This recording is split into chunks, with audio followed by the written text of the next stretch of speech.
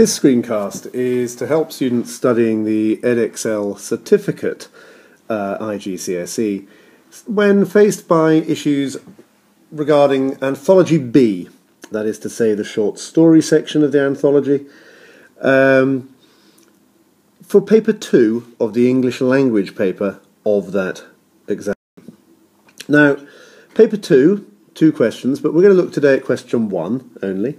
And question 1 will ask you to analyse either one of the short stories from Anthology B or one of the poems from Anthology B. It seems slightly strange that this is a short story or a poem, and many students seem to be put off by the fact that they find the short stories rather more difficult in their minds than the poetry, possibly because the short course are longer.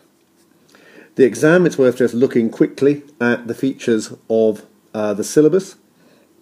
You're asked to show that you have understanding of the text, the ideas and perspectives of the writer, and of course the usual language structure and form that is required. And I think in the poetry this is possibly slightly easier to come to terms with than 2 or 3 pages of relatively dense prose. Overall, there are 24 marks to be had for this question, which is half the marks available for the paper, and, because of the weighting of the examinations, 10% of the overall marking. Again, for assessment, you're being marked for AO2 reading at this point. You need to be able to show that you can read and understand texts with insight and engagement, really beginning to show that you can analyse and comment on why ideas are being used, why certain effects are created in certain ways. Develop and sustain ideas and perspectives. A consistent essay which develops ideas but also sustains a response to the question. This is very important. And finally, what they're calling some evaluation of writers using linguist and structural devices to achieve their effects. This structural devices, again, is something that in the prose often seems slightly harder to achieve than in a poem where, if you like, the structure is very often so obvious at first glance. What I would say, though, is that I don't really see that one is easier than the other.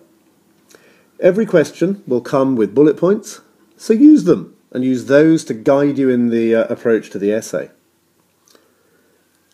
The key features of any form of writing tend to be the same. The key features will tend to be the way the sentences are put together, long sentences, short sentences, use of dialogue, in terms of this, direct speech, something of that nature. The type of writing, is it heavily figurative, full of metaphors and similes? Is it heavily descriptive, in terms of strong descriptive language, or whatever it will be? But I think ultimately it's very important that you do add some form of clear structure to what you are writing. And in that case, slime or SCSI would seem to me to be the ways forward. If you are sensible, and I'm sure you are, this will help you to organise your thoughts in such a way that the writing about the passage becomes a good deal easier. Now, before we start to look at one passage in some detail, I've just started a process here using language actually from the edXL Teacher's Guide, so it gives you an idea of what perhaps they are looking for. Trying to just work out for each of the stories a distinctive style, and this is something that I think you should complete if you are revising. Just simple paragraphs that give you an idea before you even start about the question, about the passage that you're going to comment upon. So, for example, if we take the hero, simply because it's the story we'll use later, we're told that it's economically and dynamically told. Humour is central to the impact. We have to have that idea in terms of that. We notice the dialogue being referred to, the structure of the story. Many examples of stylistic features says are less important for students to show knowledge of technical terms, to show how these work for the writer's purposes. Again, focus on what the writer is trying to achieve. A good understanding of the central characters is essential, and the themes, which include family relationships, growing up, and different concepts of courage. Now, All these ideas will become relevant as we move into a discussion of that text in a moment. But I really do suggest now that you spend some time thinking about the three stories I haven't written anything for here, to decide what the basic features, structures are in those stories, to give yourselves a starting point should you come across these in the exam. So, having done that, I hope, coming back to this screencast, let's have a look at a typical examination question here. It's on the screen in front of you while I talk. And this would seem to me to be pretty typical. It again comes from the edXL material that they give us to make suggestions of how exam papers will look. And you can see straight away a clear question and a selection of bullet points. The first thing we might need to do is make sure that we actually get the question clearly. What are the keys we're going to have to look at here? We need to see the tensions in the relationship between father and Swami, and to what extent these have been resolved by the end of the story.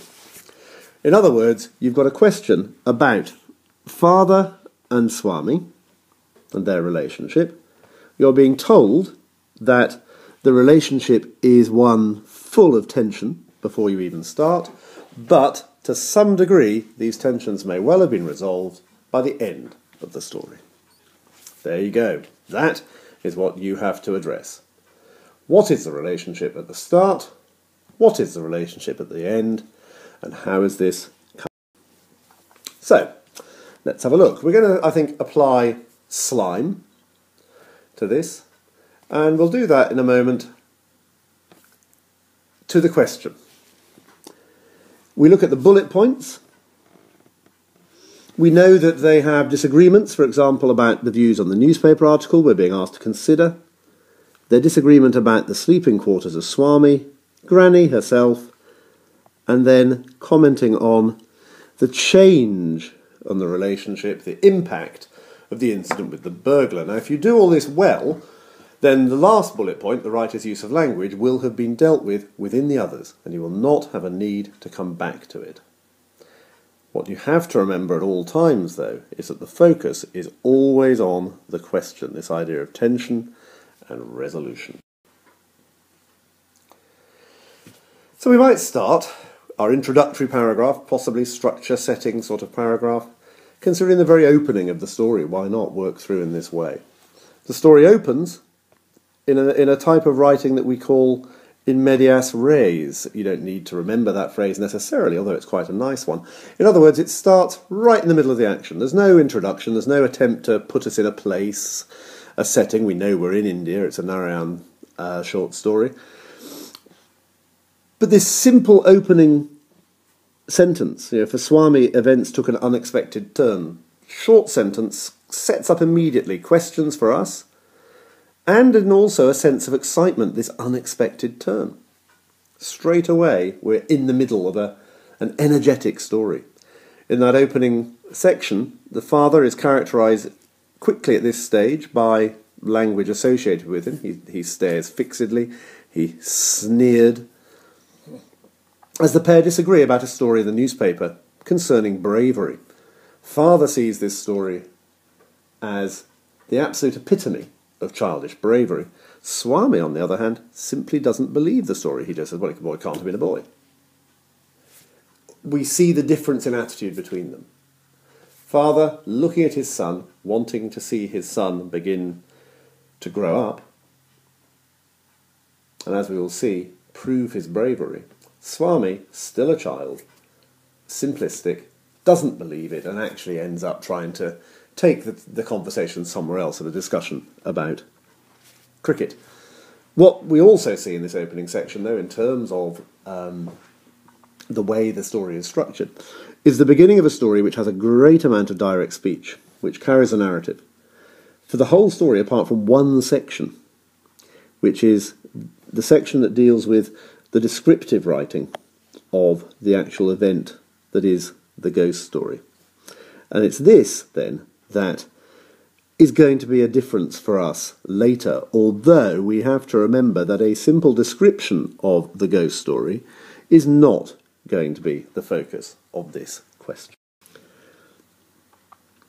looking at language, perhaps becoming therefore after an introductory paragraph in which we've established some character, as well as talked a bit about the newspaper and so on, we move into the next bullet point, and that is the bullet point dealing with where Swami should sleep.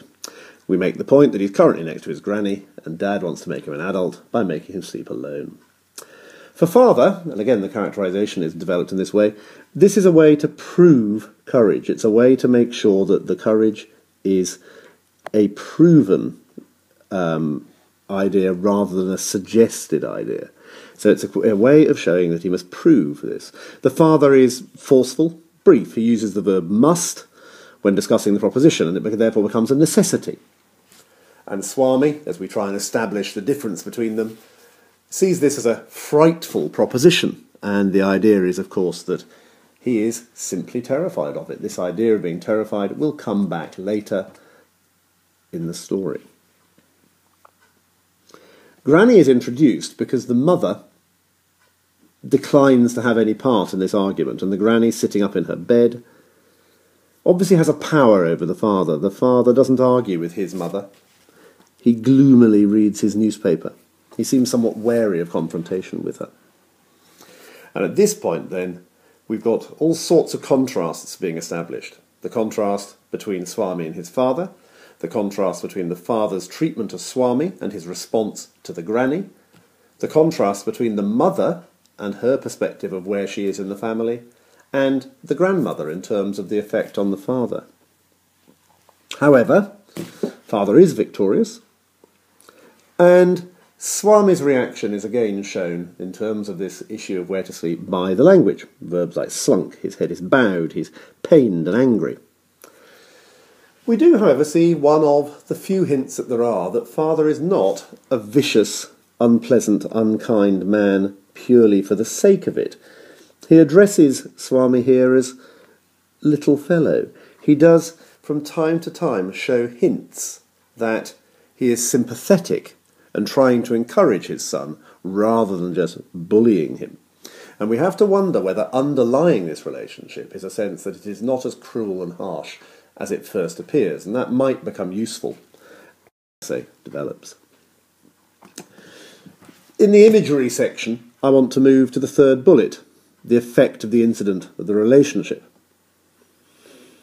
Now, what we have to remember is, if we're going to talk about the effect of something on the relationship, then we have to know what the state of the relationship before the events of the evening are.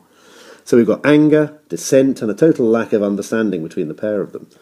We need to work out how that changes by the end. That's central to the question.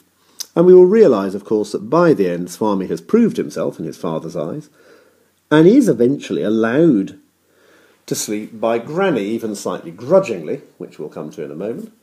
So in order for this to happen, we need to move the dialogue, and Narayan does this by moving away from the dialogue-driven narrative that we've seen thus far, and to a narrative which is much more redolent of maybe a ghost story, something of that nature. Everything about it heightened. And I've chosen one paragraph here to try and show this. Now, ideally you would pick from the 2 or 3 paragraphs of this section, but purely for convenience, let's just go with one. Having set up the relationship, we now move into a section of the story that is almost purely atmospheric. It is designed to show us Swami's terrors building up with the tension towards the denouement and the biting of the ankle. There's a number of devices here. We have relatively short sentences, with a few others thrown in for good measure that are very short.